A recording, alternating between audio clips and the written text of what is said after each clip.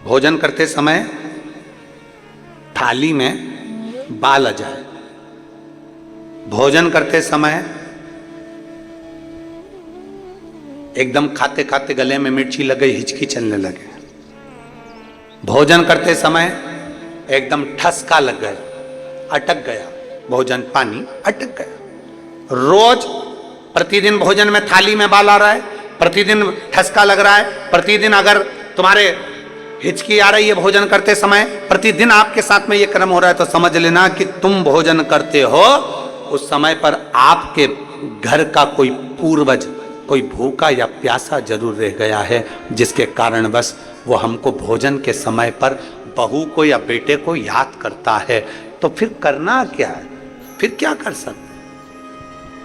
हिचकी आ रही है, भले मिर्ची खा ली, मिर्ची ना खा तो भी हिचकी आ गई, ठसका लग गया भोजन करते समय, और रोज लग रहा है, हर 2 दिन में, हर 3 दिन में ठसका आ जाता है, भोजन करते समय हर 3 दिन में थाली में बाल आ जाता है, भोजन करते समय हर 2-3 दिन में थाली में बाल पड़ा हो जाता है, हर भोजन करते समय हमारे को कुछ ना कुछ हिचकी चलने लगती है। हर 2-3 दिन में अगर ये क्रम हो रहा है तो समझ लो हमारा कोई पूर्वज, हमारा कोई पितृ, हमारे घर का कोई पूर्वज जो है कि नहीं है, वो हमारे को कहीं ना कहीं से भूखा है और भोजन का भाग मांग रहा है। फिर एक प्रयास करके देखो, फिर एक प्रैक्टिकल करके देखो, फिर एक प्रयास करें।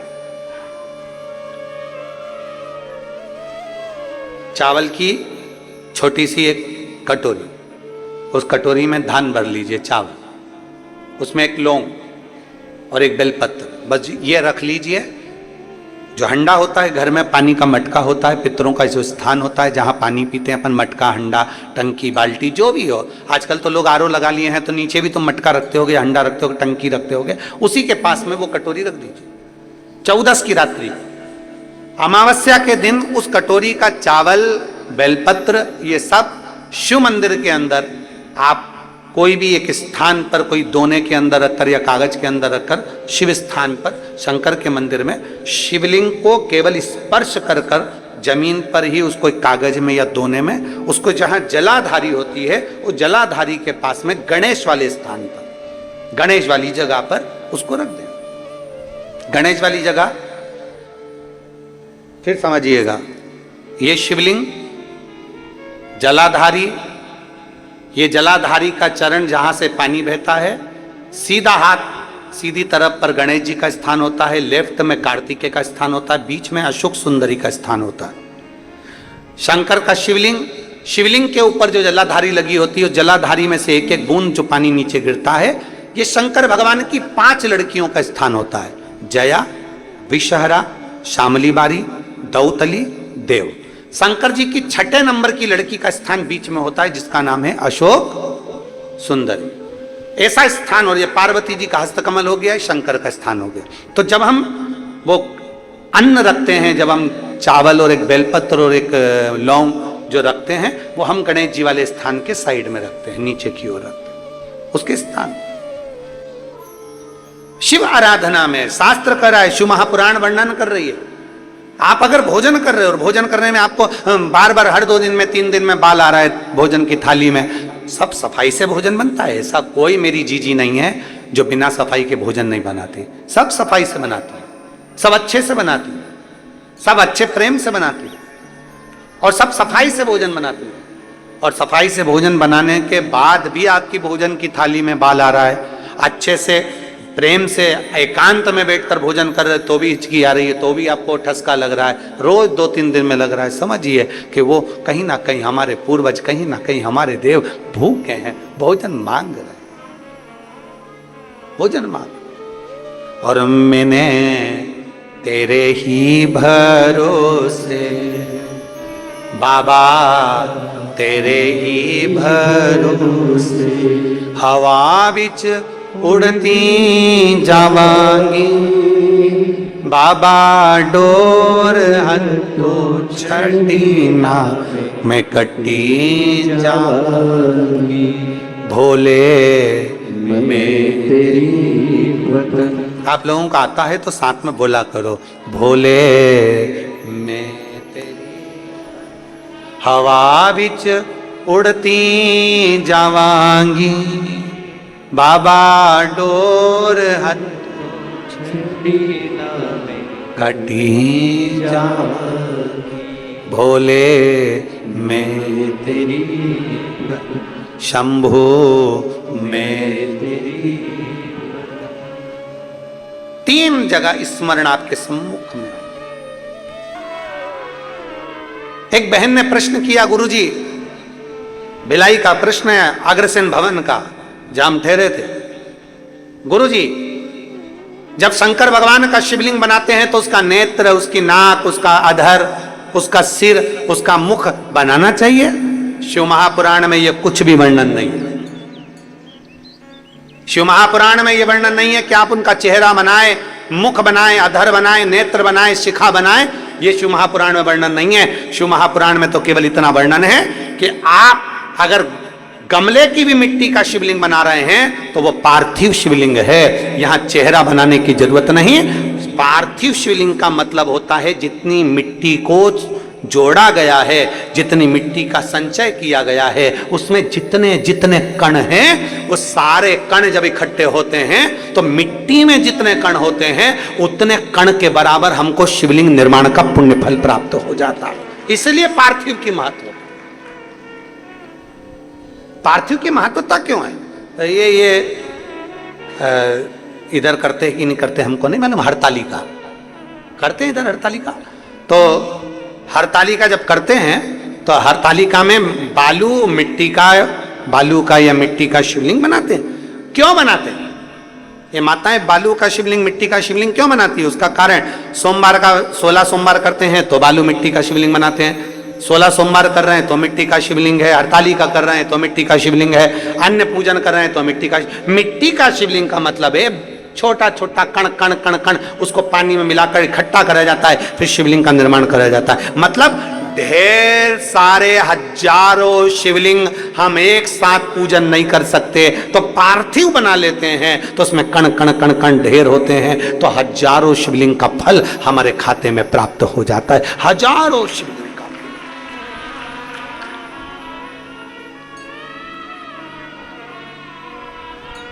और बालू मिट्टी का बनाया भोलेनाथ, चढ़ाऊं लोटा जल भर के। बालू मिट्टी का बनाया भोलेनाथ, चढ़ाऊं लोटा जल भर के। चढ़ाऊं लोटा जल भर के, चढ़ाऊं लोटा जल भर के। बालू मिट्टी का बनाया भोलेनाथ, चढ़ाऊं लोटा जल भर के। शिव को जल समर्पित। पार्थिव बनाओ, उसमें चेहरा बनाने की जरूरत नहीं है। पार्थिव बनाओ, उसमें आंख नाक मुख बनाने की जरूरत नहीं है। पार्थिव बनाओ, उसमें नंदी भी बनाने की जरूरत नहीं है, क्योंकि नंदी के रूप में तो आप और हम शंकर के चरणों में 24 घंटे पड़े हुए। पार्थिव बनाओ, जलाधारी बनाओ, शिवलिंग बनाओ, उसका पूजन कर लिया, शिव स्वीकार कर देते। स्वीकार। एक बेलपत्र में इतना बल होता है कि 64 योगनियां, 33 कोटि देवताओं की धर्म पत्नियां, देवियां, 64 योगनियां, देवियां, सारी सिद्धियां, निधियां, सब बेलपत्र के इस पत्ते के दोनों पत्ते और पत्ते के बीच में जो डंडी होती है, जो बची हुई जगह होती है, सारी निधि, सारी सिद्धि और सारी देवियों का स्थान होता है। जब हम एक बेलपत्र को दिल से अपनी कामना कर कर देवाधिदेव महादेव को, आप लोगों के स्मरण में हम फिर कह दें कि ये शिवलिंग जलाधारी, ये जल बहता है, समझ में आ रहा है ना? जल बहता है। ये जल किस ओर जाता है? कौन सी दिशा में जाता है? जम के बोलो। उत्तर की दिशा में। जब हम एक बेलपत्र समर्पित करते हैं दक्षिण में बैठकर, कहां बैठते हैं अपन? दक्षिण में, उत्तर की ओर मुख, दक्षिण में बैठकर जब डंडी का मुख उत्तर की ओर कर कर बेलपत्र अपने मन से कामना कर कर शिवलिंग पर समर्पित करते हैं तो ऐसी कोई कामना नहीं जो मेरा महादेव पूरी ना करता। एक बेलपत्र। अब लोग कहते हैं गुरुजी क्या बेलपत्र चढ़ाने का भी एक तरीका होता है क्या? भगवान शंकर को चढ़ाने का, जल चढ़ाने का भी एक तरीका होता है? क्यों नहीं होता? जब दवाई खाने का तरीका होता है, डॉक्टर लिखता अपने पर्चे में सवेरे खाना, शाम को खाना, दिन में खाना कि रात को खाना, सवेरे खाली पेट खाना कि भरे पेट खाना, पानी से खाना कि दूध से खाना। बोलो बोलो, सही है कि गलत है? पानी से खाना कि दूध से खाना, रात को 9 बजे खाना, खाने के बाद खाना, भूखा पेट खाना। जब डॉक्टर लिख कर दे दिया है कि दवाई ऐसे लोगे तो फायदा करेगी, अब तुम्हारा मन करा, तुमने तो दवाई ली न, सब एक साथ निपटा गई और डॉक्टर के पास 5 दिन बाद जाकर बोली असर नहीं कर रही। डॉक्टर साहब अभी भी मेरी पसली दुख रही, अभी भी मेरा सिर दुख, असर नहीं कर रही, कमजोरी उतनी की उतनी है। डॉक्टर ने कहा हमने दवाई दी थी, पर्चा दिखाओ जरा। पर्चा डॉक्टर ने देखा, जो देखा तो कही दवाई तो सही लिखी है रे जी, दवाई तो सही है, फिर असर क्यों नहीं कर रही? तो इससे पूछा दवाई खा रही हो? हाँ। पूरी खा रही हो? हाँ। जो ये खाली पेट वाली है कि मैं तो सब एक साथ खा लेती। डॉक्टर बोला यही गड़बड़ है, बस यही गड़बड़। सारी दवाई एक साथ खा गई, जो खाली पेट की खा। इन्फेक्शन को समाप्त करने।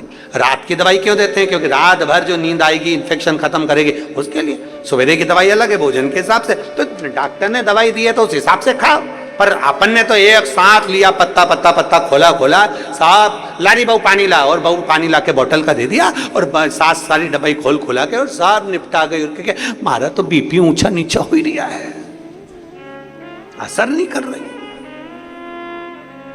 अब दवाई असर जब करे, जब नियम से ली जाए तो दवाई उसी तरह जैसे डॉक्टर की दवा असर जब करती है, जब समय समय पर ली जाए, तो यहाँ शास्त्र भी कहता है बेलपत्र चढ़ाने का भी तरीका है, जल चढ़ाने का भी तरीका है, दूध चढ़ाने का भी तरीका है।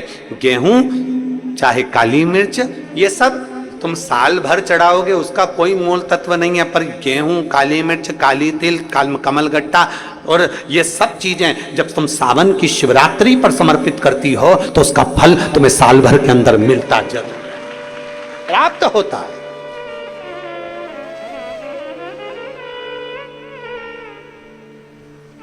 तो मिला, ऐसा नहीं कि नहीं मिला। पिछले साल तुमने चढ़ाया था गेहूं, तो कथा मिली कि नहीं मिली?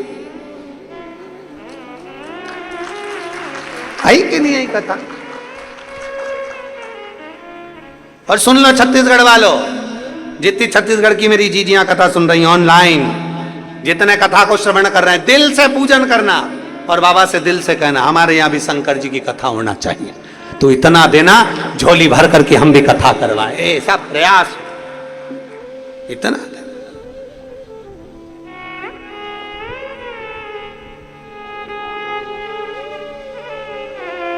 और उसके बिना नहीं हो सकता, उसके बिना नहीं। एक बेलपत्र में वो बल है जब हम समर्पित करके दिल से, हृदय से, चित्त से बाबा को समर्पित।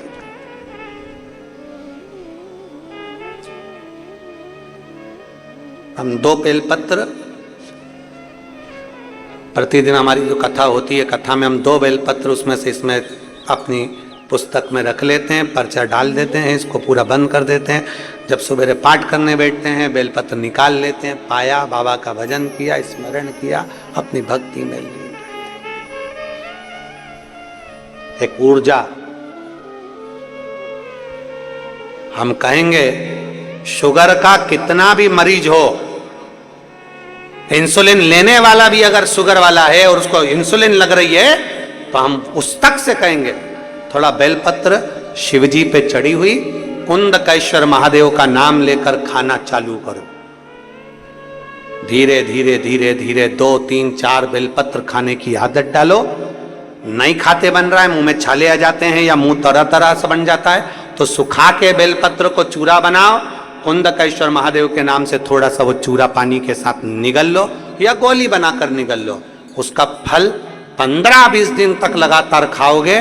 15-20 दिन के बाद में डॉक्टर से जांच कराना, इंसुलिन तुम्हारा कम होते चले जाएगा और एक दिन बंद हो जाएगा। तो तुम्हें इंसुलिन लेना नहीं पड़े। शुगर तक, बीपी, थायराइड, कैसा भी है बीमारी है, बेलपत्र बेलपत्र है।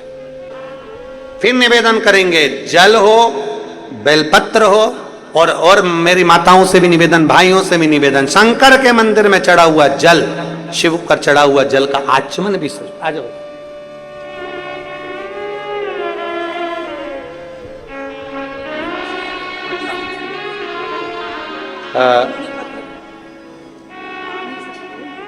इनके सासू जी हैं, 86 वर्ष के हैं, वो यहाँ आए नहीं है, परंतु पत्र उन्होंने भेजा है, उनको हमारी तरफ से एक पत्र, एक बेलपत्र।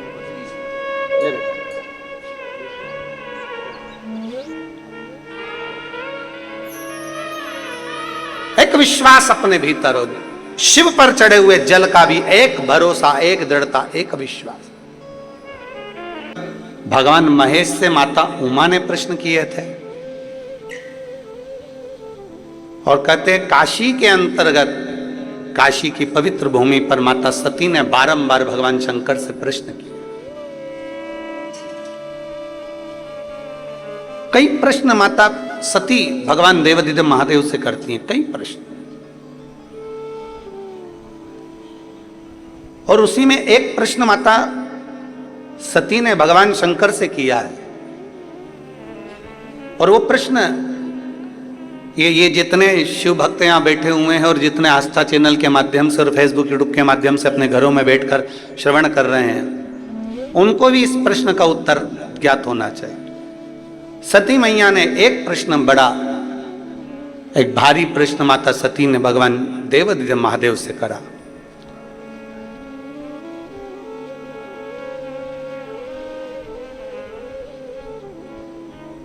कौटी कौटी बार बार जन्म, बार बार मृत्यु संसार सागर में मानव की होती है। फिर जन्म होता है, फिर मृत्यु होती है, फिर जन्म होता है, फिर मृत्यु होती है। जगत गुरु शंकराचार्य जी ने तो अपनी भाषा में कहा है कि पुनरपि जननम पुनरपि मरणम से छूटना है, इससे मुक्त हो जाना, इससे बाहर निकल जाना। अब देवाधिदेव महादेव की पवित्र कथा कहती है कि माता सती कहती हैं भगवान देवाधिदेव महादेव से, भगवान शिव से, कि बार बार जन्म होता है, बार बार मृत्यु होती है, फिर जन्म होता है, फिर मृत्यु होती है। ये बार बार जन्म और मृत्यु के प्रपंच से मनुष्य कब बाहर निकल सकता? ये इस जो चक्र चल रहा है, एक साइकिल जो चल रही है, एक सर्कल जो चल रहा है, इस सर्कल से हम कब मुक्त हो सकते? और तेरी कृपा बिना ना हिले एक भी अणु, लेते हैं श्वास तेरी कृपा से तनु तनु। हम इससे मुक्त कैसे हों? बार बार जन्म होना, बार बार मृत्यु होना, फिर जन्म होना, फिर मृत्यु होना, फिर जन्म होना, फिर मृत्यु होना, इससे मुक्ति कैसे मिल सकती है? इससे मोक्ष कैसे मिल सकता? ये साइकिल कैसे बंद हो सकती?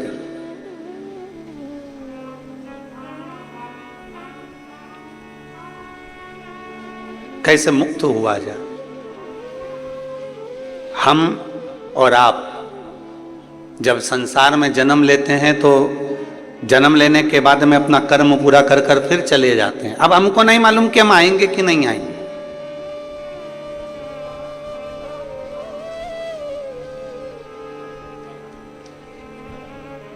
पैसा जैसे जेब में रहता है ना, और पैसा जेब में है तो खूब अच्छे वीआईपी होटल में भी रह लो, वीआईपी होटल में भोजन भी कर लो, वीआईपी होटल में आराम से रहो, खाओ पियो मौज करो। फिर तो वेटर आएगा तो वेटर भी तुम्हारा सूटकेस उठाएगा। तुम्हारे पास अगर पैसा है तो वेटर भी, सर जी सर जी सर जी सर जी क्या लाऊं, क्या लाऊं, बोलो सर जी क्या लेकर आऊं, बोलो सर जी क्या लाऊं। वेटर भी आपकी हाल हजूर करेगा। और जैसे ही जेब में से पैसा गया, अब पूछा जाएगा कब जाओगे, वापिस कब पहुंचोगे। पैसा गया तो पूछना चालू हो गया। जब हम कल भिलाई से निकले तो हम हाले कोसा गए और हाले कोसा में दिनेश जी साहू जी के यहाँ जब गए तो वहाँ एक व्यक्ति ने, एक लड़के ने प्रश्न किया, वो इन्हीं के परिवार का था, कि गुरुदेव पहले के समय में लोग तीर्थ करने जाते थे तो इतना सारा बर्तन, भांडा, चावल, दाल सब बांध कर लेकर जाते थे, दान वगैरह, और फिर वहां पर जाकर अपना अपना भोजन बनाते, लकड़ी जलाते, भोजन बनाते, फिर तीर्थ करते थे। आजकल कोई भी अपने साथ में ये खाने का सामान लेकर नहीं जाता और तीर्थ चले जाते हैं।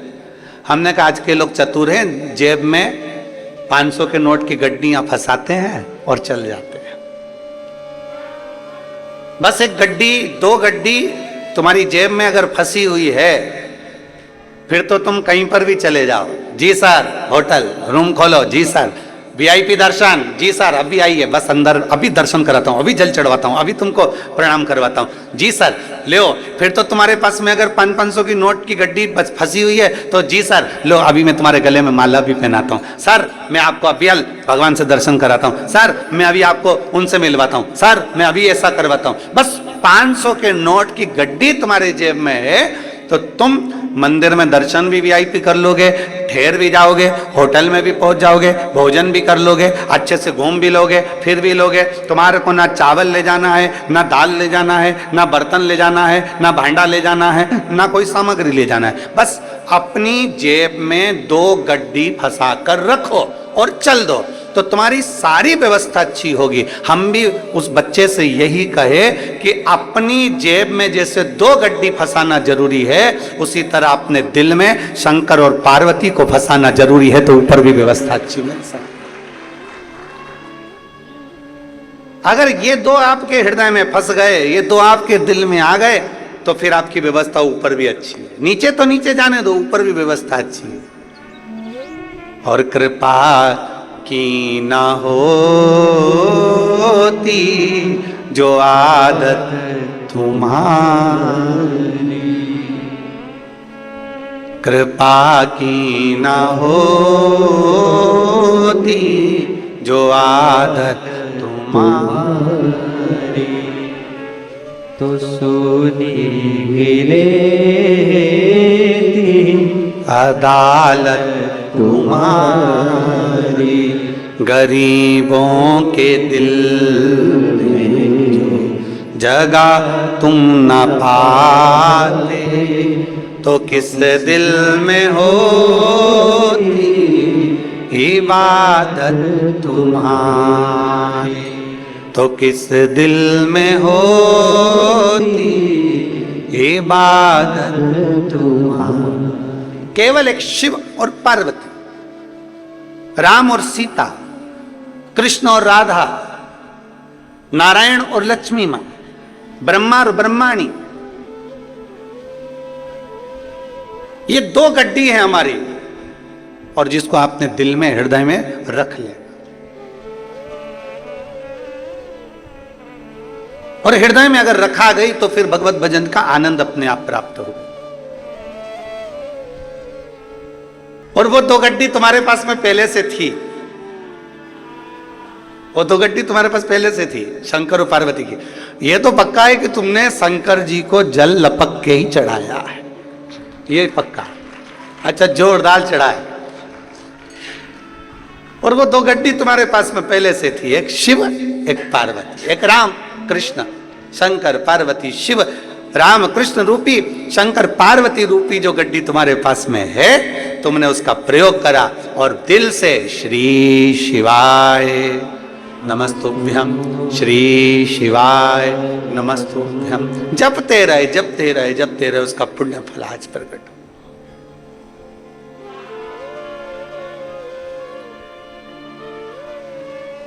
संपूर्ण जीवन का एक आनंद आप और हमको प्राप्त हो। माता सती ने प्रश्न किया काशी की धरा पर, काशी की भूमि पर, और काशी की धरा पर भगवान प्रश्न कर रही है माता सती, भगवान देवाधिदेव महादेव से, भगवान शिव से, भगवान शंकर से, बाबा जी हमारे मन के संशय को मिटा दीजिए। ये पुनरपि जननम पुनरपि मरणम, बार बार जन्म बार बार मृत्यु के प्रपंच से कैसे छूटा जाए वो हमको बता दीजिए।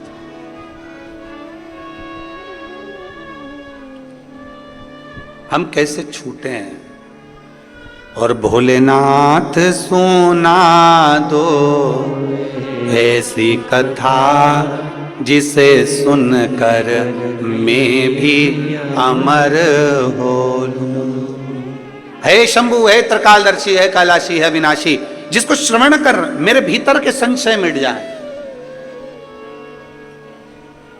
जिसको श्रवण कर मेरे भीतर का संशय चले जाए, ऐसी कथा मेरे जीवन को श्रवण करा दीजिए। मुझे श्रवण करना है ऐसी कथा जो मेरे संशय को मिटा दे, मेरे संशय को समाप्त कर दे। मां भगवान देवाधिदेव महादेव सुन रहे हैं। माता सती बारंबार प्रश्न कर रही हैं, भगवान शंकर से बारंबार प्रश्न किया जा रहा है, बारंबार। और कितना सुंदर बात है, शिवपुराण कहती है यदि हमारा कर्म अच्छा है, यदि हमने श्रेष्ठ कर्म करा है, तो हमको भगवान को ढूंढने की जरूरत नहीं पड़ती, बाबा देवाधिदेव महादेव हमको ढूंढता है।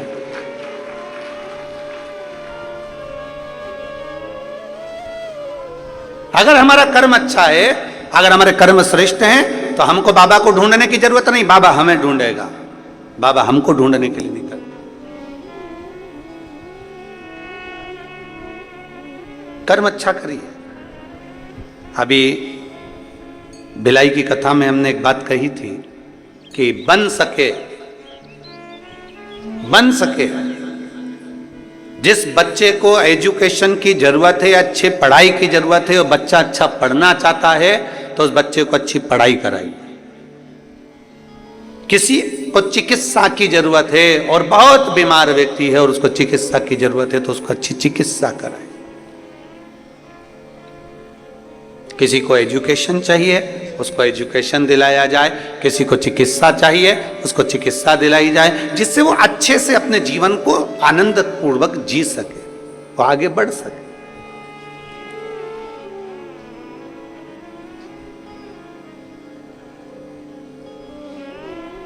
किस किसने सुनी थी भिलाई की कथा? हाथ उठाओ जरा। सभी ने सुनी है? रख लो रख लो रख लो। अगर चिकित्सा की जरूरत है तो चिकित्सा मिले, और यदि कहीं शिक्षा की जरूरत है तो शिक्षा मिले, और प्रयास करें कि अच्छी शिक्षा, अच्छी चिकित्सा जनमानस तक पहुंचे।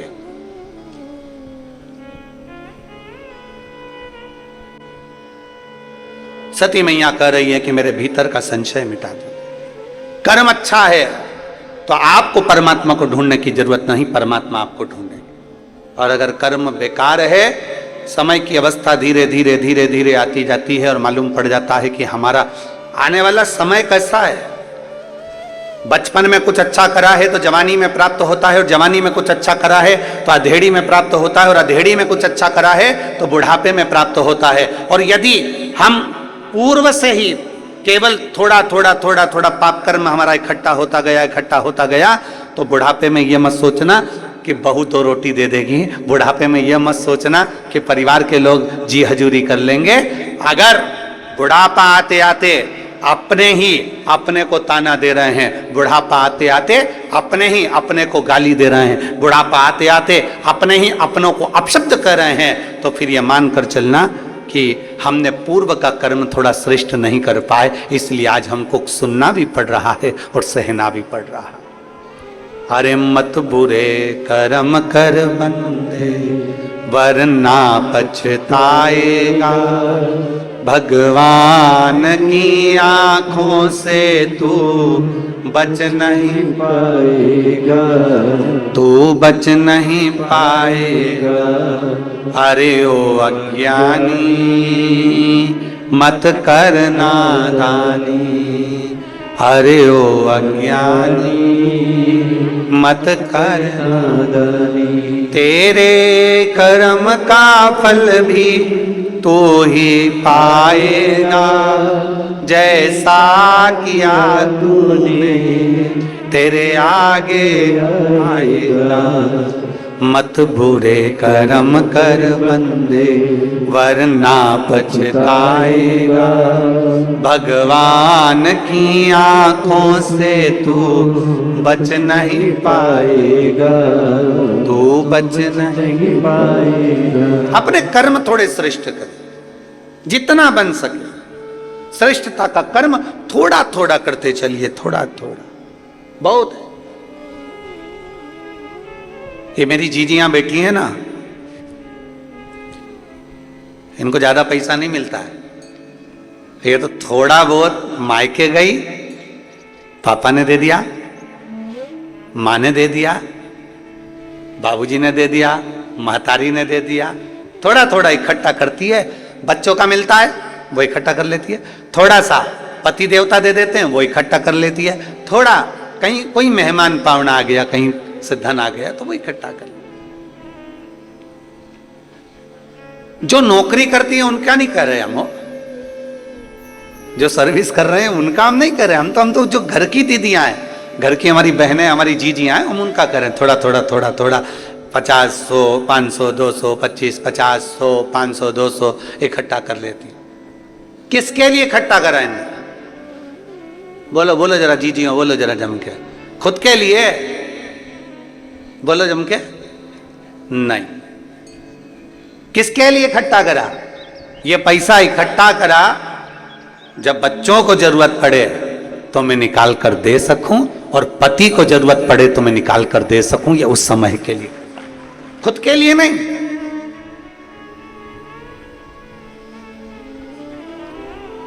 एक कथा,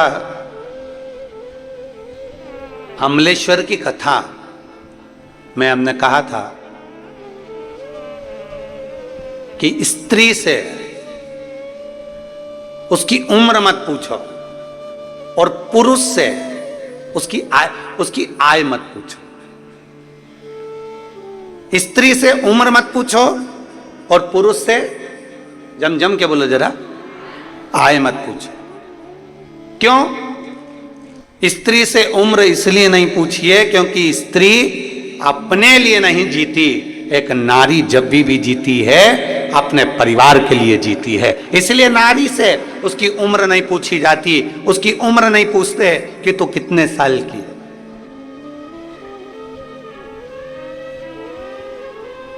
स्त्री से उसकी उम्र नहीं पूछी जाती कि तू कितने वर्ष की है। और पति से, ये जितने मेरे जीजा बैठे हैं यहाँ पे और जितने आस्था चैनल पर जीजा कथा सुन रहे हैं, इनसे इनकी आय नहीं पूछी जाती, तुम कितना कमाते हो, कितनी आवक हो रही है, कितने की फसल गई, कितना आया, नौकरी करते हो, सर्विस करते हो, कितना मिलता है, कितना कटता है और कितना मिलता है, इनसे नहीं पूछा जाता। स्त्री से उम्र मत पूछो और पति से उसकी आय मत पूछो, क्योंकि घर का पिता, घर का पुरुष जब भी कमाता है अपने लिए नहीं कमाता, वो अपने परिवार के लिए कमाता है, वो अपने लिए नहीं कमाता। क्या पूछा जाए इनसे? एक नारी का पूरा जीवन, एक स्त्री का पूरा जीवन अपने परिवार के लिए लग जाता, पूरा जीवन।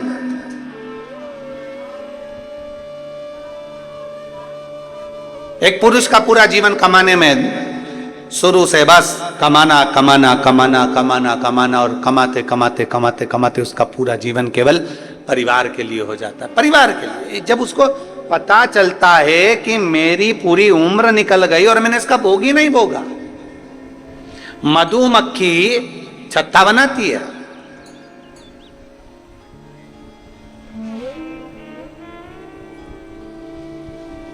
वो तो अच्छा है, ये यहाँ पे मधुमक्खी का छत्ता नहीं है। एक बार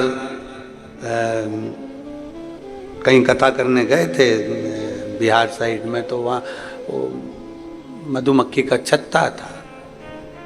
अब वो इतनी बड़ी बड़ी ये लाइटें जलती हैं, तो वो मधुमक्खी का छत्ते में से मक्खियाँ निकल निकल के सब इधर उधर।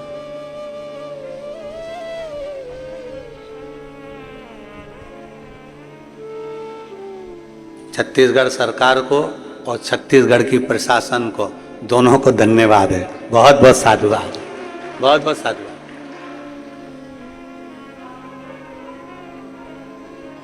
मधुमक्खी अपना छत्ता बनाती है, जगह जगह से पुष्प का रस लेकर आती है और शहद बनाकर तैयार करती है। उसको लगता है मैं खाऊंगी, अब मैं तैयार करा, अब मैं खाऊंगी, अब मैंने तैयार करा, अब मैं पाऊंगी।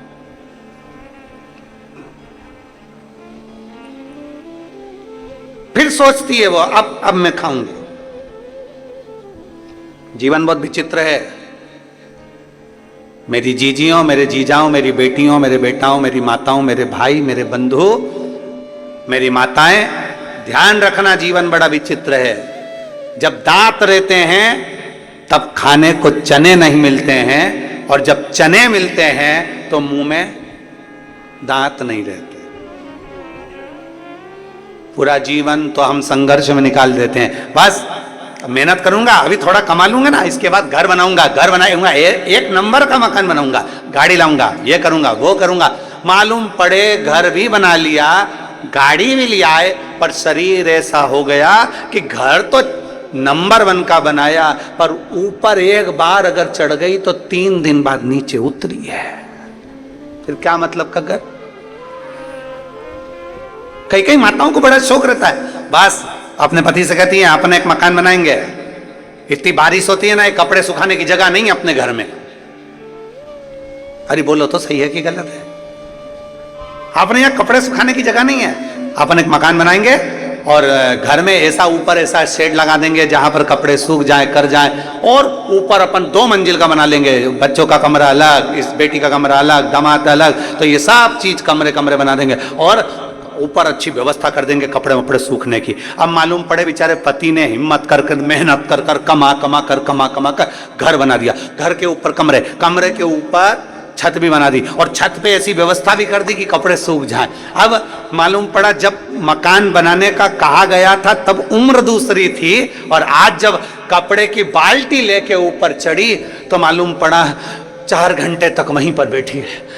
भगवान भोलेनाथ, शंभुनाथ, त्रिकालदर्शी, कैलाशी, अविनाशी, इतने में नीचे आवाज पहुंची बहू के पास में, मम्मी क्या हो गया? इतने में मम्मी झरोके में से झांक के बोली, तेरी मम्मी जा रही ऊपर। तुरंत नीचे से बहू दौड़ी दौड़ी ऊपर गई और मम्मी को देखा हालत खराब, मम्मी को पानी वानी पिलाया उसने। जब दांत हैं तो चने नहीं है, और जब चने हैं बोलते जाओ जम के, दांत अभी कमा रहे तो विचार कर रहे गाड़ी लूंगा, गाड़ी लूंगा, गाड़ी लूंगा। कमाते कमाते कमाते कमाते एक अवस्था डल गई और मालूम पड़े बुढ़ापे में गाड़ी भी आ गई। गाड़ी तो आ गई पर डॉक्टर ने कह दिया ज्यादा बैठ नहीं सकते, पीठ का गुरिया खसक गया। अब एक गुरिया खसक गया। अब थोड़ी देर तक गाड़ी में बैठा था, इतनी देर में तो घर पहुंचा और पत्नी कह रही जी सुनो तो सरी, कथा चल रही है, गांव का नाम नहीं बोलूंगा, यहां का नाम तो बोलूंगा ही नहीं।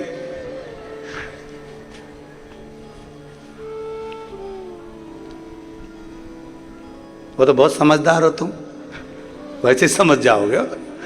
कथा चल रही है, अच्छा जाना है, अच्छा, पर मैं ज्यादा गाड़ी में नहीं बैठ सकता, मेरा गुरिया खसका है।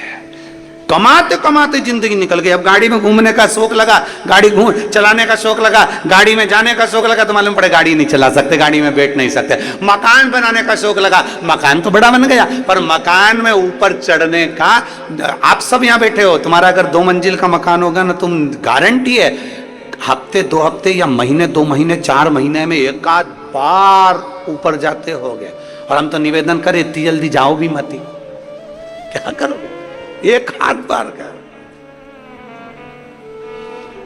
चले तो गए, ऊपर इतना धूल, इतना पानी, इतना फैलारा देखा। दूसरी बार मन में सोचा कब तक करूं मैं, तो मेरे से तो बन ही नहीं, और नीचे चली गई और फिर नहीं आई ऊपर, फिर नहीं जा।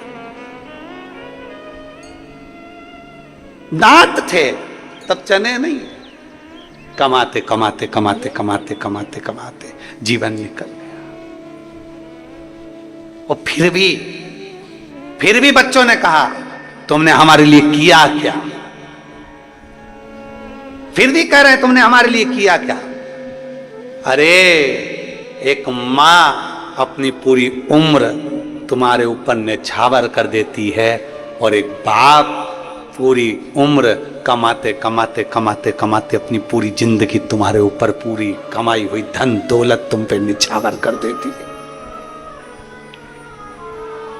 इसीलिए हमने भिलाई की कथा में कहा था कि दुनिया की सबसे बड़ी दौलत है, दुनिया की सबसे बड़ी दौलत समय।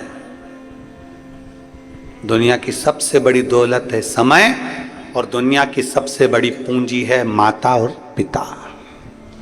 समय, माता पिता, इसका आदर करो। समय की कीमत को समझिए, समय के अनुभव का आनंद लीजिए, समय को समझने का प्रयास करो। आज जो समय है कल नहीं रहेगा, जो कल है वो परसों। सोना गया वापिस आ जाएगा, चांदी गई वापिस आ जाएगी, गाड़ी गई वापिस आ जाएगी, बंगला गया वापिस आ जाएगा, पर जो समय चले गया वो वापिस नहीं आ सकता।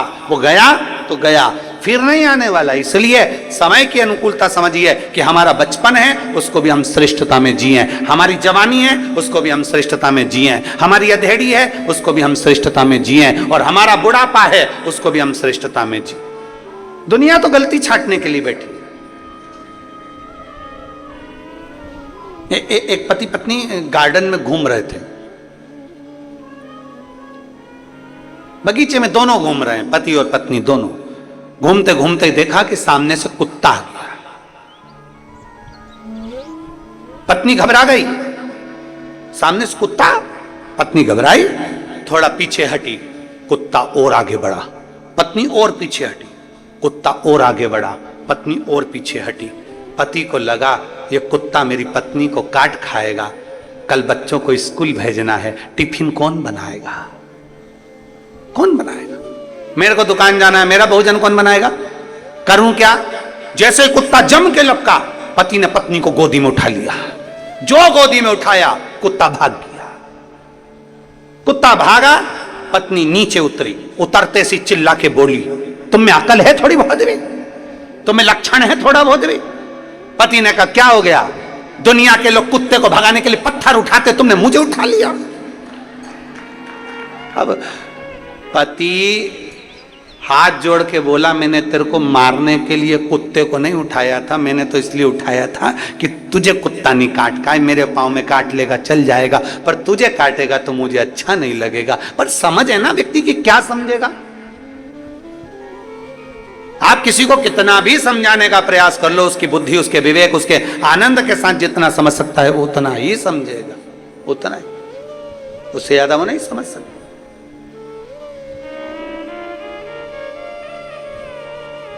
बहुत बहुत कठिन है। महाराज, ज्ञानी को समझाया जा सकता है, समझा सकते, अज्ञानी को समझाया जा सकता है। ज्ञानी को समझाना सरल है, अज्ञानी को समझाना सरल है, पर अभिमानी को समझाना दुनिया का सबसे कठिन काम है। आप अभिमान वाले व्यक्ति को नहीं समझा सकते, जिसके अंदर अभिमान भरा हुआ, अहंकार भरा हुआ। मैं और मेरा, लंकाधिपति रावण को कितना समझाया मंदोदरी ने?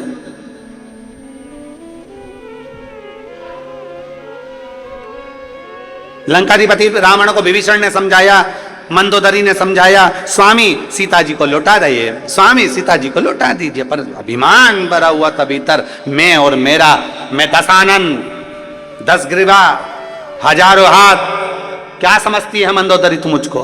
मंदोदरी बार बार समझाती है, नाथ तुम भले 1000 हाथ हो, तुम्हारे भले तुम्हारे 10 मुख हो, पर एक स्त्री पर तुम्हारी जो दृष्टि पड़ी है ये पूरे कुल को डुबो देगी। कहते हैं पराया धन और पराई स्त्री पूरे जीवन को बर्बाद कर देती है, पूरे जीवन को बर्बाद कर देती है।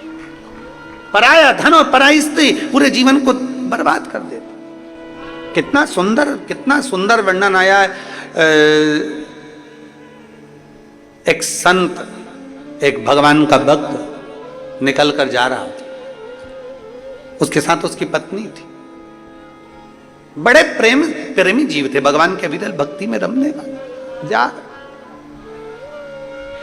भगवान शंकर का गुणगान करते करते जा रहे हैं, नमः शिवाय, ओम नमः शिवाय, नमः शिवाय, ओम नमः शिवाय, नमः शिवाय, ओम नमः शिवाय, नमः शिवाय, ओम नमः शिवाय, चले जा। इनका नियम था, जंगल से लकड़ी लाते, लकड़ी को बेचते, बेचकर अपना यापन करते, लकड़ी बेचकर अपना जीवन यापन करते थे। अब आज दोनों पति पत्नी जैसे ही जाने लगे, पार्वती जी ने शिव जी से कहा, बाबा, ए भोले बाबा। शंकर जी बोले, हाँ गौरा बोलो क्या बात है। पार्वती जी बोल रही हैं, बाबा ये दोनों पति पत्नी आप और हमको भजते रहते हैं, दिन भर शिव शिव शिव शिव जपते रहते हैं। ये पति पत्नी दोनों दिन रात शंकर का नाम लेते हैं। बाबा बहुत बहुत तकलीफ में, आप कृपा कर दो ना, इनको थोड़ा बहुत धन दे दीजिए ना, आपके कुबेर के खजाने में से, कुबेर के भंडार में से थोड़ा सा धन इनको दे दो। शंकर भगवान पार्वती जी से बोले, पार्वती मैं दे तो दूंगा, पर इनके भाग्य में अभी धन श्रेष्ठ नहीं है, इनके भाग्य में भी धन श्रेष्ठ नहीं है।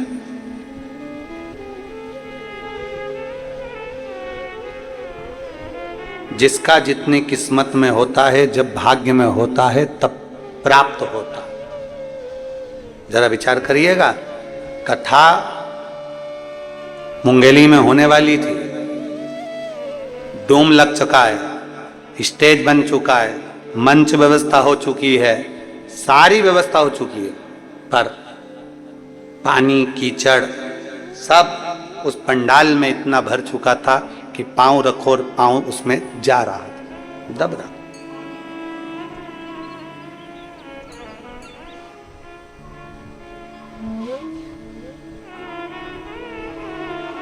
ऐसा नहीं है कि प्रशासन नहीं चाहता कि कार्यक्रम नहीं हो, अपने क्षेत्र में कार्यक्रम हो, ये तो प्रशासन भी चाहता है। क्षेत्र के चाहे कलेक्टर हो, एसपी हो, एसएसपी हो, कमिश्नर हो, आईजी हो, डीएसपी हो, एसडीएम हो, हर तहसीलदार हो, हर टीआई, सब चाहते हैं कि हमारे क्षेत्र में भी बाबा की कथा हो। ऐसा नहीं कि नहीं चाहते, पर उनका भी एक भाव होता है कि सुरक्षित हो, सुरक्षा पहले। क्योंकि देखा हुआ है अभी भिलाई में जो कथा हुई है, भिलाई में 3 बार पहले कथा हो चुकी है, पर आपने देखा होगा ये जो चौथी कथा भिलाई में हुई, जो 3 कथा हुई है, उन कथा से भी ज्यादा भीड़, ज्यादा भक्त भिलाई की इस कथा में पहुंच गए, और इतने भक्त पहुंचे कि पूरी रोडों पर चारों तरफ भक्त भरे हुए थे।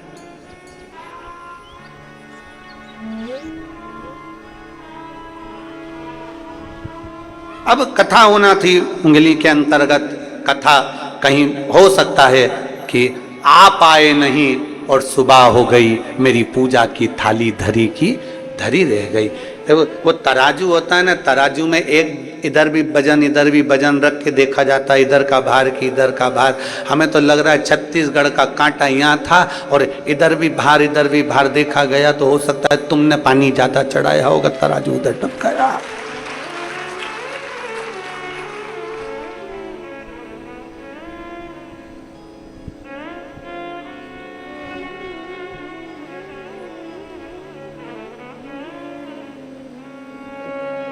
जैसे कथा यहाँ हो रही है वैसी की वैसी वहां पर भी प्रशासन ने उनसे कहा कि देखो आप चाहो तो एक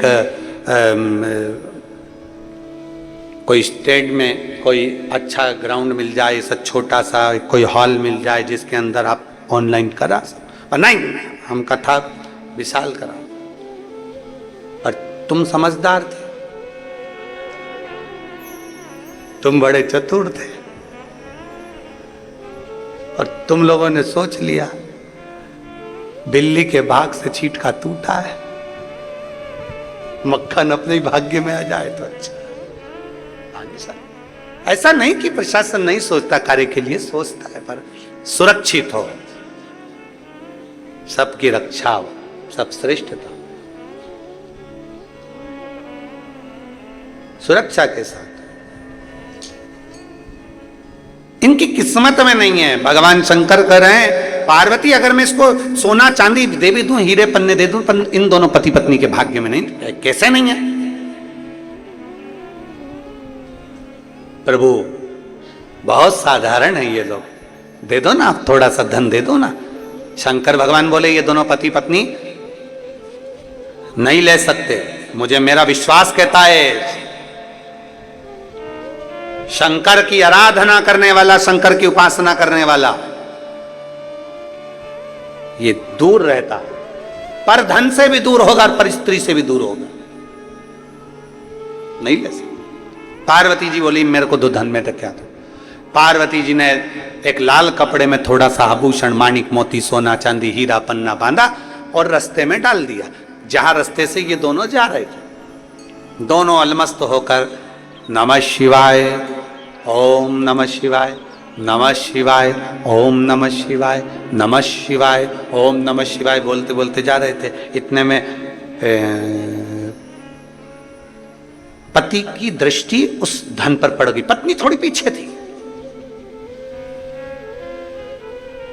पति की दृष्टि पड़ी धन पर। पति ने देखा किसी का सामान गिर गया है, सोना चांदी। पति ने देखा पीछे पत्नी आ रही है, उसने तुरंत वहीं से मिट्टी हटाई और उस पे धन पे डाल दी।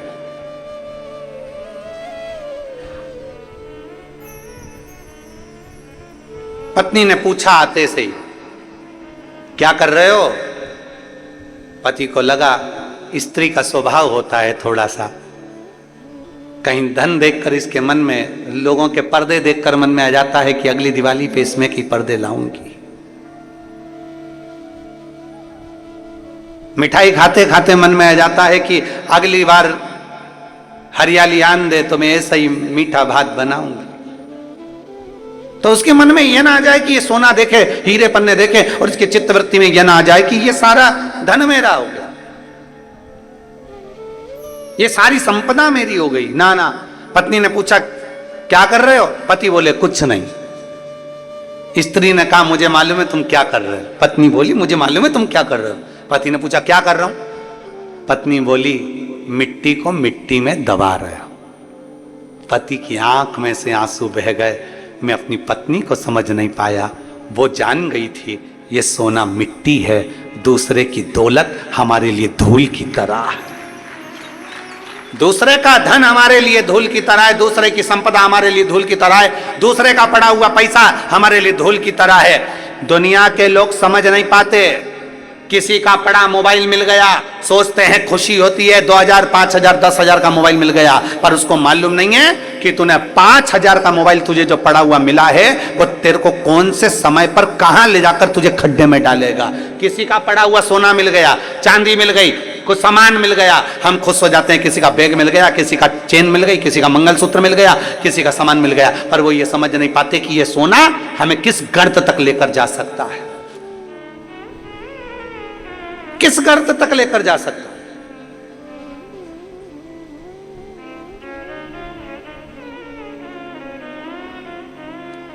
एक शनि की कथा आप लोगों ने सुनी होगी।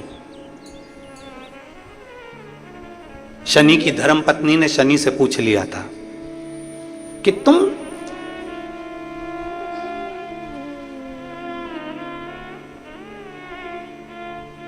किसको बर्बाद करते हो? शनि कहते हैं बुरे कर्म वाले। और दूसरा, किसी का पड़ा हुआ वस्त्र, किसी का पड़ा हुआ धन, किसी की पड़ी हुई पादुका, किसी का पड़ा हुआ छाता मिल गया और वो लेकर चले गया, बाद में एक दिन उसको पछताना पड़ता है। पत्नी कह रही मैं जानती हूं ये मिट्टी को मिट्टी में डाल रहा है। पति की आंख से आंसू बहने लगे। गजब, पहचान गई तू? हाँ तुझे मालूम है? हाँ मैं जानती हूँ, सोना है इसमें, हीरे हैं इसमें, रतन है, माणिक है, इसमें असरफियां है सोने की। तुम मिट्टी को मिट्टी में दबा रहे, मिट्टी को मिट्टी। पति और पत्नी दोनों चल दिए, दबा कर ना जाने किसका गिर गया होगा, वो लेकर जाएगा। शंकर भगवान ने पार्वती जी से कहा पार्वती देख, मुझे मालूम था ये भक्त ऐसे ही है, नहीं लेंगे, नहीं ले सकते।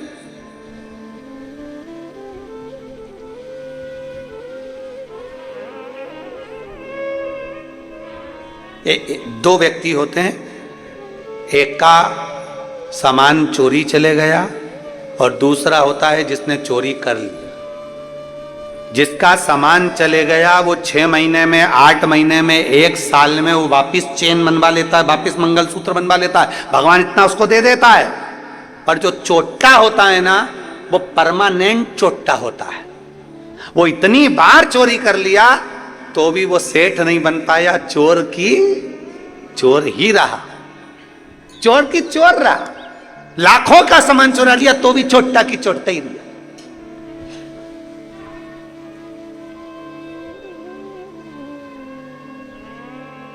इसलिए मत बुरे कर्म कर बंदे, वरना पछताएगा। भगवान की आंखों से तू बच नहीं पाएगा, तू बच नहीं पाएगा। अरे ओ अज्ञानी मत करना। पति ने आंख में आंसू भरकर कहा, तू पहचान गई? धर्म पत्नी चली, शंकर भगवान पार्वती जी से बोले, मैंने बोला था ये दोनों नहीं लेंगे, नहीं लिया। पड़ा है सोना, पड़ा कि पड़ा है। आगे चले, शंकर पार्वती के भक्त दोनों आगे बढ़े, जलवृष्टि होने लगी, पानी गिरने लगा। पानी इतना गिरा कि लकड़ी पूरी गीली हो गई। लकड़ी गीली हो गई तो वो लकड़ी का बंडल लाए नहीं तो बिका नहीं तो भोजन मिला नहीं। लकड़ी का गट्ठा पड़ा, उठा नहीं सकते, गीला हो गया, बिका नहीं है। बिका नहीं तो पैसा मिला नहीं, पैसा नहीं मिला, भूखे हैं दोनों।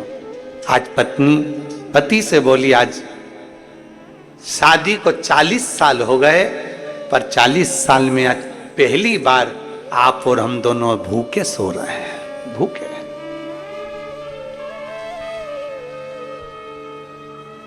शादी के 40 साल हो गए, पर 40 साल में आज पहली बार आप और हम दोनों भूखे सो रहे हैं, दोनों भूखे सो।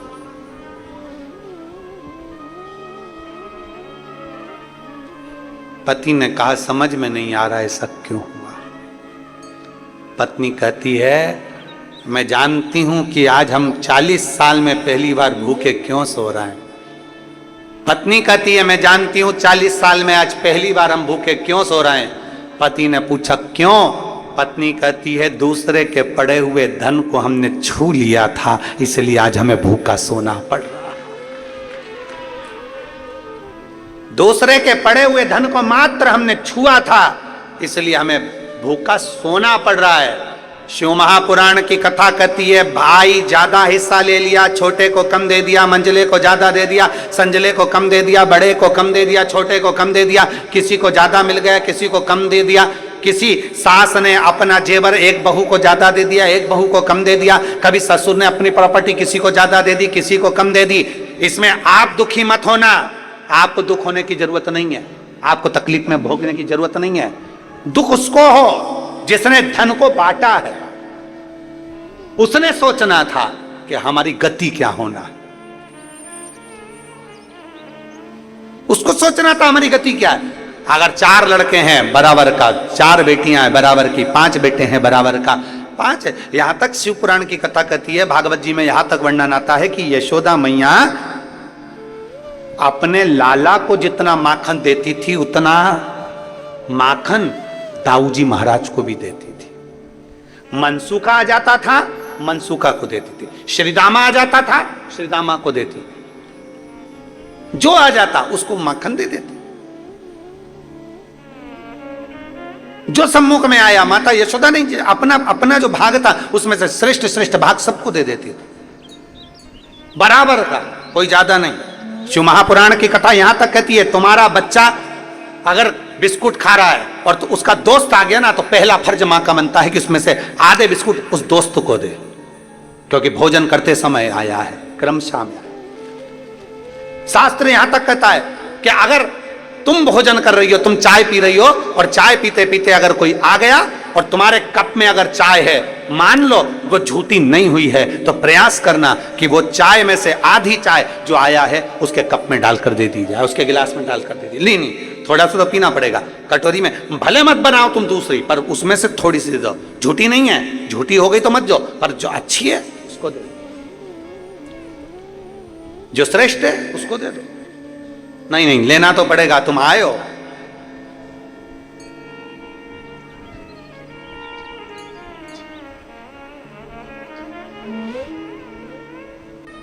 स्वामी, आज हमको 40 साल के पर्यंत पहली बार, 40 साल में पहली बार भूखा सोना पड़ रहा। पहली बार हम भूखे सो रहा। क्या कारण है? अभी आपको कथा में कहा, सालों से इंतजार कर रहे थे। और शिव महापुराण की कथा यदि सावन के महीने में यहां बैठकर अगर सुनने को मिल रही है तो समझना कि हमारे पूर्वजों का कोई पुण्य फल होगा। सालों से इंतजार कर रहे थे। और यहां शास्त्र कह रहा है, पत्नी पति से कह रही है, 40 साल में अगर पहली बार हम भूखे सो रहे हैं तो इसका क्या कारण हो सकता है? क्या कारण है? सोचिए जरा, अपने पुण्य को और पाप को दोनों को गिनना चाहिए कि हमने क्या करा होगा, क्या किया होगा। 40 साल में आज पहली बार हम दोनों भूखे सो रहे हैं, इसका कारण क्या हो सकता है? इसका क्या?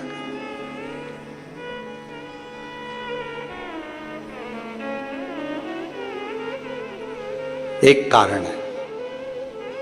क्या कारण हो सकता है? पत्नी ने कहा मैं जानती नहीं, पर इतना जरूर है कि एक कारण है। पति कहता है उसका क्या कारण हो सकता है? पति ने कहा पत्नी से, पत्नी बोली उसका एक कारण है, हमने दूसरे के धन का स्पर्श कर लिया, उसको छू लिया, इसलिए आज हमको 40 साल में पहली बार भूखा सोना पड़ रहा है। 40 साल में पहली।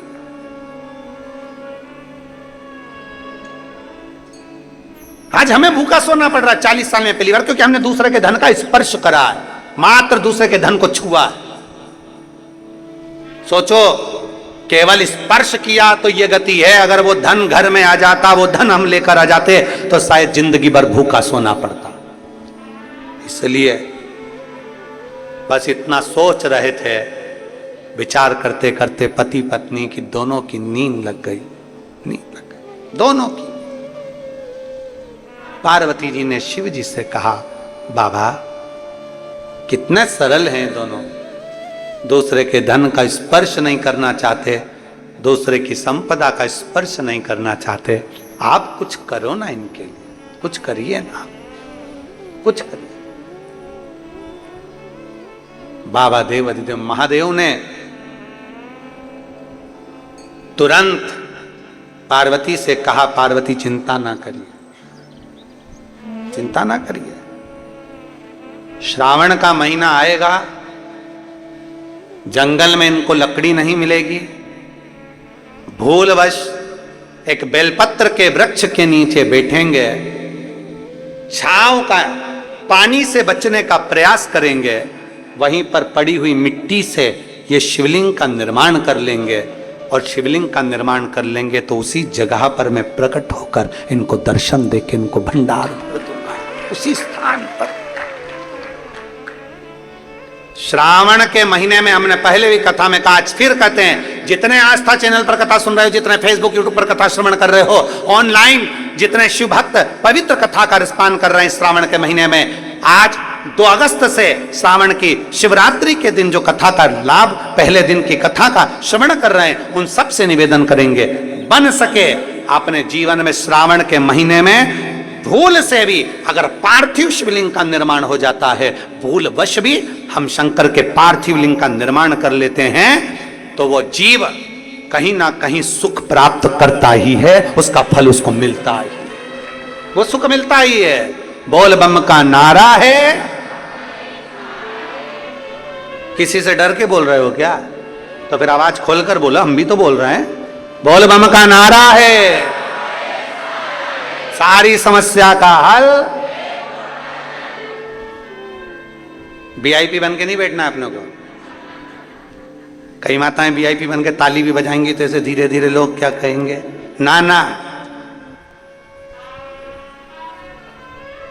अलमस्त होकर बड़े प्रेम से, जैसे सुनते हो वैसे ही सुनो, आनंद के साथ। आपन तो अड़भंगे, हम तो भोलेनाथ जी के भगत, जैसे सुनो कि शंकर के भगत हैं, बाबा के भगत हैं, बड़े प्रेम से आनंद लेना है। बिल्कुल ऐसे मुसद्दी लाल जैसे नहीं बैठना है।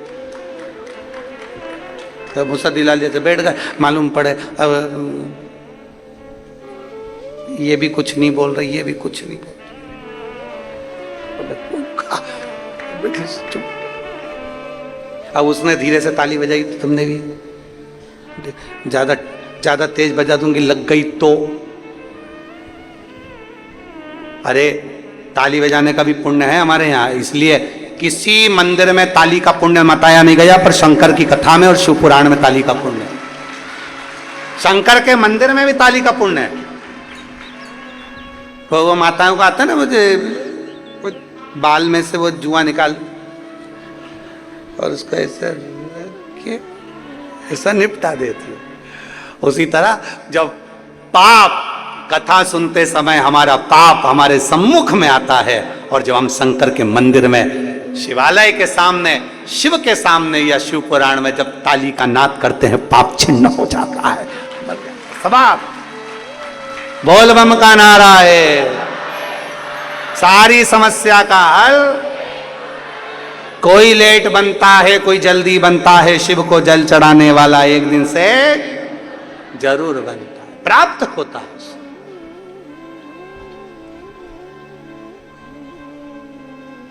प्राप्त हो, हमने छू लिया इसलिए ये हो गया। भगवान कर रहे तो चिंता मत कर। पार्वती, सावन का महीना आएगा, ये दोनों लकड़ी लेने के लिए जाएंगे। लकड़ी के लिए रहेगी, पेड़ की छांव में जरूर को जाएंगे। ये सब भगवान लीला रचता है, अपन कुछ नहीं रच सकते। जो रचने वाला है वो शंभु है, जो रचने वाला है वो शंकर है। कहाँ कथा होना थी और कहाँ हो रही है, रचने वाला शंकर है। किसको सुनना थी और कौन सुन रही है, सब रचने वाला शंकर है। जजमान कौन था और कौन बन गया, रचने वाला शंकर है, उसके सिवाय कोई नहीं। सब शिव के हाथ में। वो कब डमरू बजाएगा, कैसा बजाएगा, कोई पता नहीं, पता नहीं चला।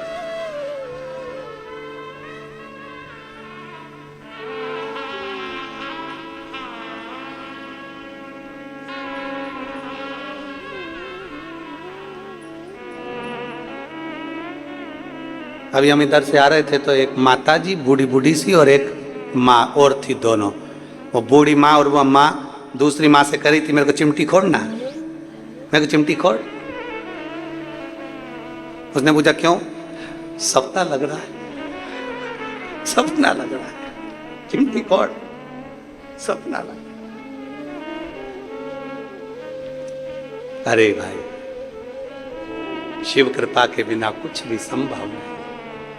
शंकर के बिना क्या संभव है, शिव के बिना क्या संभव है?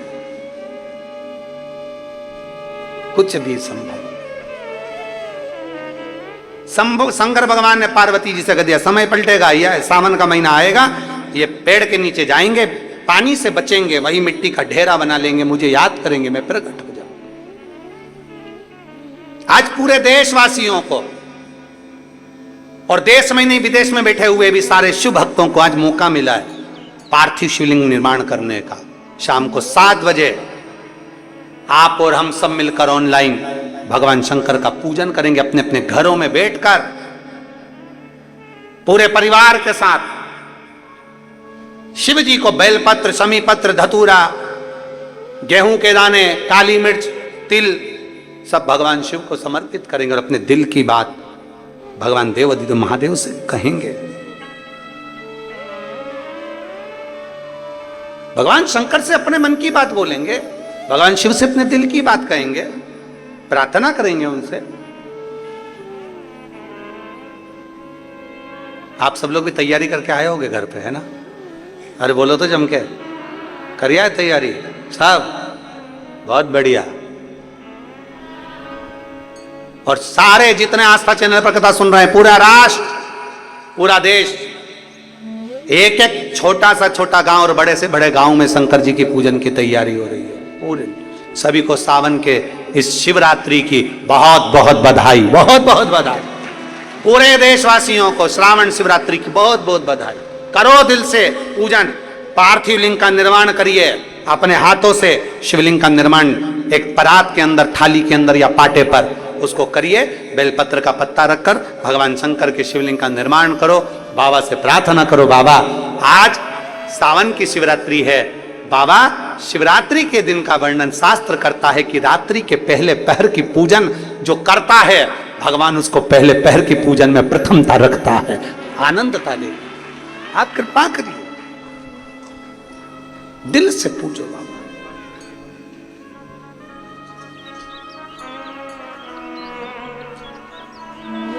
धीरे धीरे समय निकल गया दोनों पति पत्नी का। सावन का महीना आ गया और सावन का महीना आया, सावन का महीना आ गया, दोनों पति पत्नी वही क्रम उनका संविदा लेकर आना, वही क्रम उनका लकड़ी को ढूंढने जाना। लकड़ी का गट्ठा बनाते, लकड़ी बेचते और अपना यापन करते।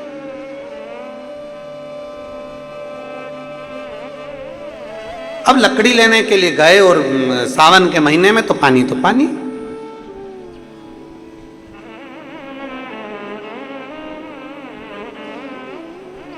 एक विश्वास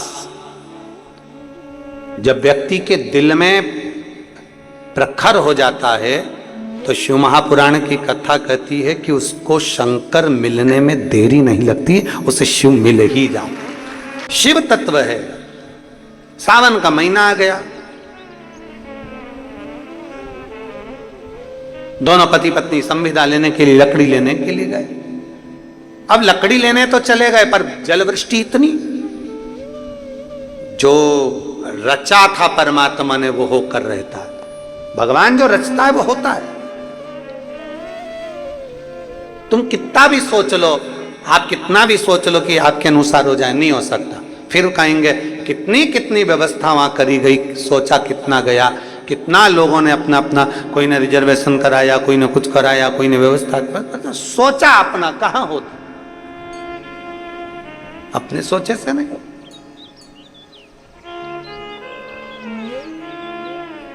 वो लिखने वाले ने जो लिखा है वो होता है, अपने सोचे से नहीं हो सकता कभी भी,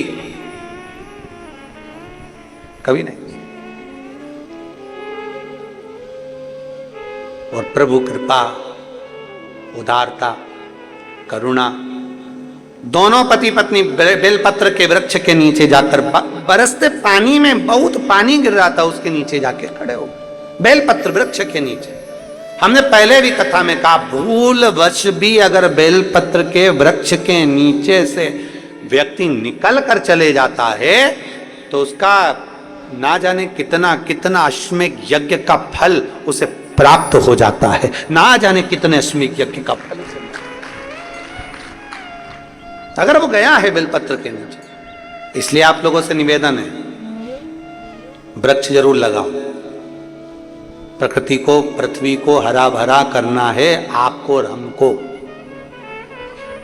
और सावन महीने में प्रयास करो कि एक वृक्ष बेलपत्री का जरूर लगाया जाए। करोगे प्रयास? पक्का करना चाहिए। सावन महीने में एक वृक्ष बेलपत्री का जरूर लगाओ और उस वृक्ष की देख रेख भी करो जिससे वो वृक्ष बड़ा हो जाए। ऐसा वृक्ष मत लगाना कि तुमने लगाया और 4 दिन बाद बकरी खा जाए। फोटो तो अपना खिंच जाता है पेड़ के साथ और पेड़ को खा जाती बकरी। वो फोटो कोई नहीं खींचता कि पेड़ बकरी खा गई। फोटो वो खिंच जाता है कि हमने पेड़ लगाया, हमने वृक्ष लगाया, वृक्षारोपण हुआ।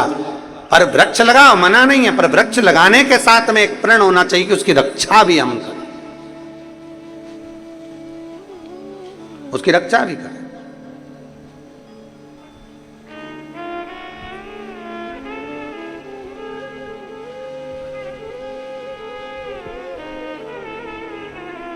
पर जितने लगाने वाले हैं ना, उससे दुगने वो अभी गुरु पूर्णिमा की कथा थी सीहोर में, तो वहाँ एक मुंबई की एक दीदी आई थी। वो जोड़ा दोनों पति पत्नी का, वो हर कथा में यजमान बनते हैं। वो आगे बैठे हुए थे और जमीन पे बैठ के वो श्री शिवाय नमस्तुभ्यं बोलते हैं। अपने टीवी पे उसको देखा भी होगा। वो दोनों पति पत्नी का नियम है कि कम से कम सावन महीने में या अन्य समय पर वो कम से कम 15 से 20 पेड़ उसको लगाने का प्रयास करते, तो बड़ा करने का प्रयास करते। पर वो बता रहे थे, गुरुजी हम बेलपत्री का पेड़ लगाकर आते हैं और कोई पूरा की पूरा गमला की गमला ही उठा के बेलपत्री का ले जाता। हम लगाते और वो उठा के ले जाते। अब करें तो करें क्या? तो हमने उनसे कहा कि तुम एक काम करो, ऐसी जगह पर लगाओ जहां पर बेलपत्री का पेड़ कोई लेकर ना जाए। तो फिर उन्होंने कहा कि हम कहाँ लगाएं, आप बात बताओ। तो हमने कहा जरूरी नहीं है कि बेलपत्री का ही लगाओ, तुम कोई दूसरा भी लगा दो, कोई लेकर नहीं जाएगा, पर वृक्ष तो लगाओ। तो उन्होंने कहा कहाँ लगाए? हमने कहा तुम शमशान में लगाया। अब मां कौन लेने जाएगा? और आधा तो लोगों को वैसे ही भय रहता है कि शमशान से लाया, और पत्नी को मालूम पड़ जाए शमशान से पेड़ लिया है, तो तुम शमशान में लगा दो। पृथ्वी हरी भरी हो कहीं पर भी हो, पर ये पृथ्वी हमारी प्रकृति, हमारे पूरा पृथ्वी पूरा भूमंडल हरा भरा हो, ऐसा नियम बनाना चाहिए कि पृथ्वी के संरक्षण प्रयास एक वृक्ष जरूर लगाओ। जितना जितना वृक्ष लगता है ना, उतना उतना जल बढ़ता है। पृथ्वी का जो जल कम हो रहा है ना, उसका कारण केवल ऐसा ही है कि वृक्ष नहीं है। वृक्ष कटते गए, जल कम होता गया, इसलिए वृक्ष लगाना जरूरी है। एक बेलपत्री के वृक्ष के नीचे से भी अगर कोई भूलवश निकल कर चले जाता है, हजारों अश्वमेध यज्ञ का फल उसके खाते में प्राप्त हो जाता है। हजारों अश्वमेध यज्ञ का पुण्य फल उसे।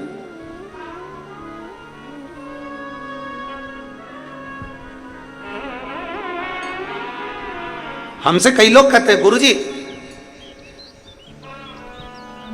कोई शिव भक्त बोल देता है तो उसकी वाणी प्रबल क्यों हो जाती है, प्रखर क्यों हो जाती है, क्यों?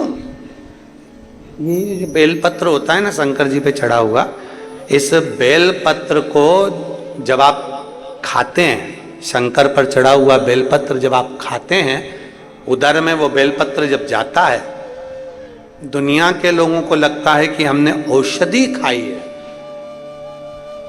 पर लिंग पुराण, नर्मदा पुराण, ब्रह्मवैवर्त पुराण, स्कंद पुराण का काशी खंड और शिव महापुराण कहती है, एक बेलपत्र जब हमारे उदर में जाती है तो ये मान कर चलें कि हमारे हृदय में पूरे समय शंकर का निवास रहता है और शिव हमारे साथ चलता है, हर पल, हर घड़ी, हर क्षण।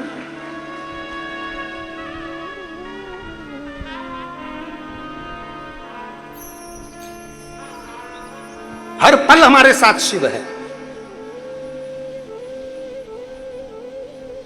और मेरे भोले तेरा सहारा है, मेरे भोले तेरा सहारा है, मेरी नैया का तू किनारा, मेरी नैया का तू किनारा। हर पल, हर घड़ी, हर क्षण शिव तुम्हारे साथ में चले, शंकर तुम्हारे साथ चले। हमारा विश्वास हमारे साथ चलना चाहिए।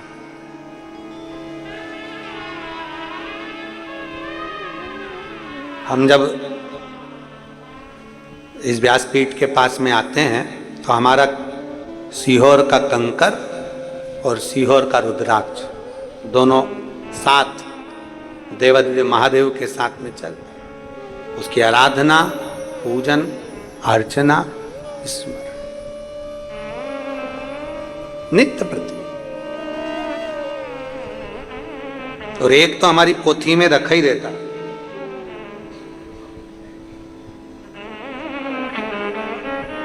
एक तो हमारी पोथी में निरंतर संपूर्ण विश्व के कल्याण हेतु कि भले बाबा का रुद्राक्ष का भी स्पर्श बेलपत्र को हो और वो संपूर्ण विश्व के कल्याण। एक तो हम लेकर चलते ही हैं, साथ में उसको लेकर अपनी पोथी के अंतर्गत उसको चलते ही स्मरण के लिए, भक्ति के लिए, भजन के लिए, नित्य शिव भजन। नित्य श्रावण महीना है, संकल्प लो कि एक वृक्ष में भी लगाऊंगा, प्रयास करूंगा कि सावन के महीने में एक बेलपत्री का वृक्ष लगे।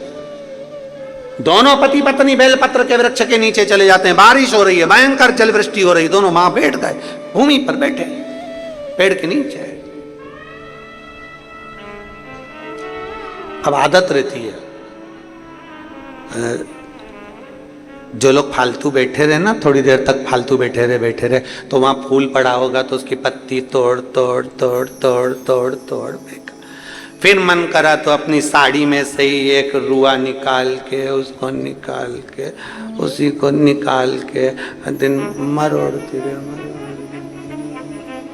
शंभो सरने पड़ी मांगो घड़ी दुख। आदत रहती है। फिर ही बैठे हो, क्या कर रहे हो? भिलाई की कथा में कहा था, भानु नाम का बच्चा धूल का शिवलिंग बना लेता है। सुनी थी कथा? भानु नाम के बच्चे ने मिट्टी का शिवलिंग बना लिया, उसका पुण्य उसके खाते में चला गया, पुण्य खाते में गया, केवल शिवलिंग बना, केवल। अब दोनों पति पत्नी शंकर के भक्त बैठे, बेलपत्र की छांव, मिट्टी में से, ढेले में से ऐसा बनाते बनाते शिवलिंग की आकृति बना ली। शिवलिंग की आकृति बन गई। और शिवलिंग की आकृति जब बन गई तो मन में दोनों पति पत्नी के भाव आया, ये शंकर हमने बना लिए, हमें स्मरण नहीं आया। बेलपत्री तोड़ी, शिव को समर्पित कर दी। जैसे ही बेलपत्री शंकर पर चढ़ी, उसी मिट्टी के शिवलिंग में से, पार्थिव शिवलिंग में से शंकर भगवान प्रकट हो गए। शिव प्रकट, उसी पार्थिव शिवलिंग में से शंकर का प्रागट्य हो गया। शंकर का प्रागट्य।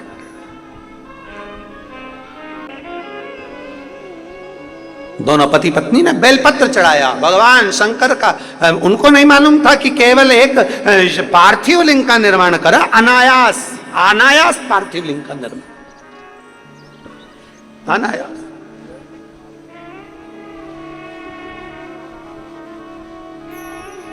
और पूरे देशवासियों से निवेदन है, पूरे देशवासियों से, भूलवश भी वो दोनों पति पत्नी से पार्थिव लिंग का निर्माण हो गया था तो शंकर ने उन पर कृपा कर दी थी। आज आपको और हमको सावन के महीने में शिवरात्रि पड़ रही है। आज 2 अगस्त को शाम को 7 बजे आस्था चैनल की टीवी चालू करना, मोबाइल चालू करना, ऑनलाइन यूट्यूब, फेसबुक, आस्था चैनल पर 7 बजे आप और हम सब बैठकर पार्थिव लिंग का निर्माण कर कर पूजन करेंगे। बाबा का पार्थिव लिंग बनाकर पहले से रखना, पूजन करना, दिल से बाबा से प्रार्थना करना, बाबा से विनय करना। जो दिल से मांगोगे, मेरा विश्वास कहता है कि बाबा खाली नहीं छोड़ेगा, झोली खुशियों से भरेगा। और जब कोई नहीं आता, मेरा भोले आता है। जब कोई नहीं आता, मेरा बाबा आता है। मेरे दिलों में वो बड़ा काम आता है। मेरे दुख के दिनों में वो बड़ा काम आता है। एक विश्वास के साथ करिए भजन, एक भरोसे के साथ। पूजन के समय पर चढ़ी हुई बेलपत्र में से एक बेलपत्र अवश्य रख लेना, संभाल कर उसको उठा के रख लो। साल में अगले साल आपसे बात करेंगे कि बेलपत्र का क्या फल है, हम आपसे पूछेंगे।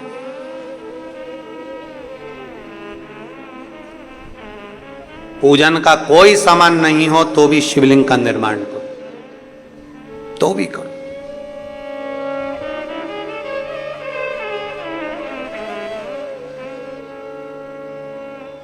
पूजन करते करते लाइट चली जाए, चिंता ना करिएगा।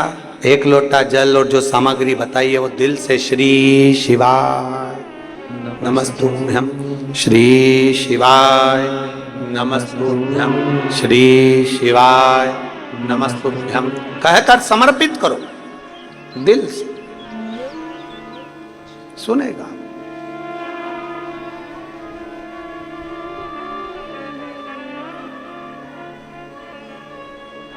और खाली ना जाता कोई दर से तुम्हारे, खाली ना जाता कोई दर से तुम्हारे, मैं भी खड़ी हूँ नन्ही बाहें पसारे, अपने हृदय से लगा लो, लगा लो, गिरा जा रहा हूँ, उठा लो, भोले अपने दर से अब तो ना टालो, गिरी जा रही हूँ, उठा लो, पुकार अपने हृदय से लगा लो, लगा लो, गिरा जा रहा हूँ, उठा लो। एक विश्वास के साथ में भजन करिए बाबा, पूजन करिए। दोनों पति पत्नी ने शिवलिंग का निर्माण करा, उस पर एक बेलपत्र भूलवश चढ़ा दी। भूल से भी अगर शंकर के शिवलिंग का निर्माण हो जाए, भूलवश भी अगर हम शंकर का शिवलिंग सावन महीने की शिवरात्रि पर निर्माण कर लें, भूलवश भी, तो उसका फल हमें मिलता जरूर, खाली नहीं। चढ़ा दिया बेलपत्र। सही तरीके से अगर बेलपत्र चढ़ता है, सही तरीके से स्वीकार होता है, स्वीकार।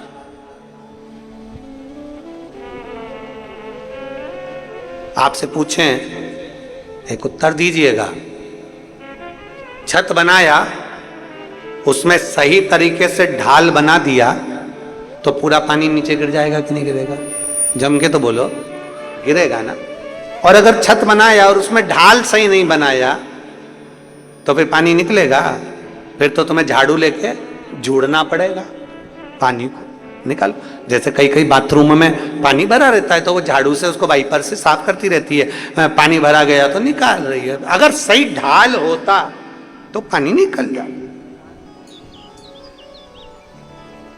सही ढाल होता तो पानी निकल जाता। वो ढाल सही नहीं था ना, इसलिए पानी। तो उसी तरह शंकर को पाने का तरीका होता है, ढाल सही रखिए।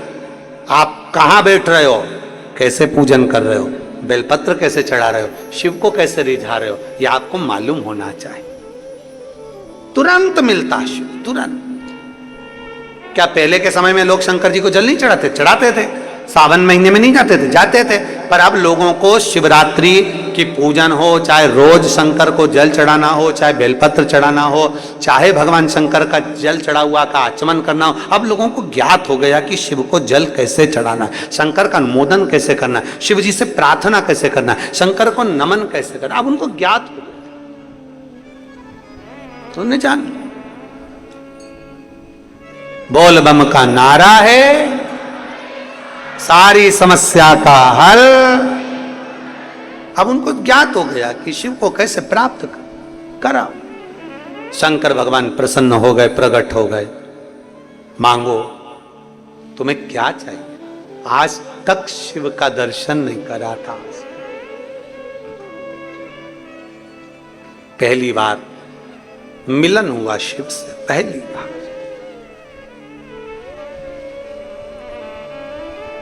पहली बार।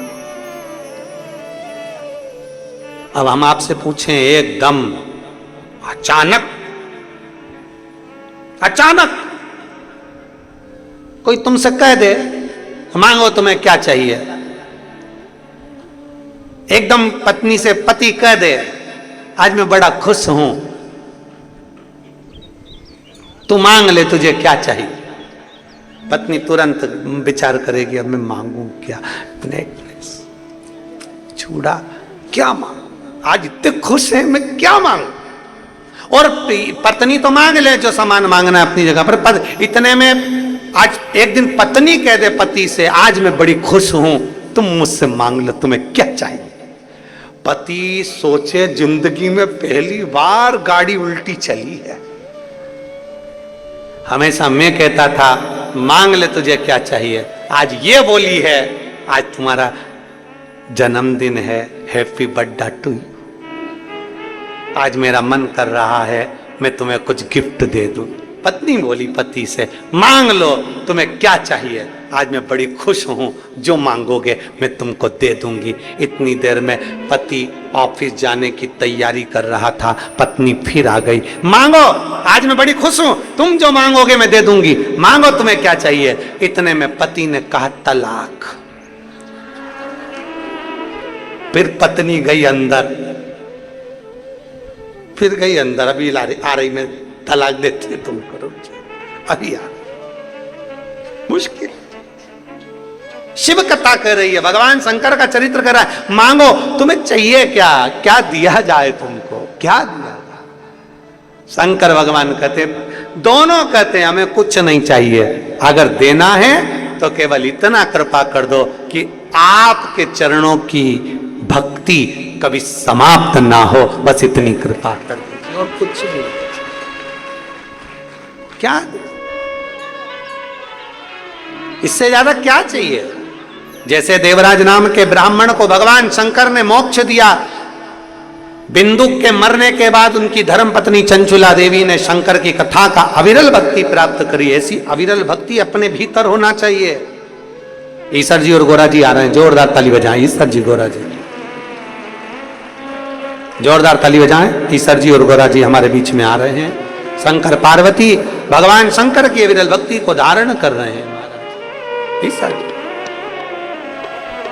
भगवान शिव आनंद की राशि है, शिव तत्व को प्राप्त करें। ईश्वर जी और गोरा जी बनकर भगवान शंकर पार्वती जी के साथ में मंगलमय शिव महापुराण की कथा को श्रवण करने के लिए जाते हैं।